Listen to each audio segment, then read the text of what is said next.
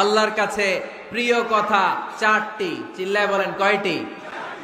এক নম্বরে সুবহানাল্লাহ, এক নম্বরে সুবহানাল্লাহ, দুই নম্বরে আলহামদুলিল্লাহ, দুই নম্বরে আলহামদুলিল্লাহ, তিন নম্বরে লা ইলাহা ইল্লাল্লাহ, তিন নম্বরে লা ইলাহা ইল্লাল্লাহ, চার নম্বরে আল্লাহু আকবার, চার নম্বরে আল্লাহু আকবার। এই চারটা তাসবিহ পড়া যাবে?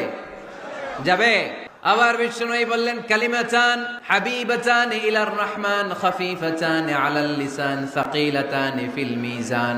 আল্লাহর কাছে দুইটা বাক্য আছে বড্ড প্রিয়, জিহ্বায় উচ্চারণ করতে একেবারে হালকা, কিয়ামতের দিন মিজানের পাল্লায় উঠিয়ে দিয়ে দিলে ওজন হয়ে যাবে সবচেয়ে ভারী। সুবহানাল্লাহ। দেখেন আমার নবীর কথার ওজন কত, দুইটা বাক্য জিহ্বায় উচ্চারণে পাতলা বা হালকা, আল্লাহর কাছে বড্ড প্রিয়, কিন্তু মিজানের পাল্লায় রেখে দিলে ওজন ভারী হয়ে যাবে।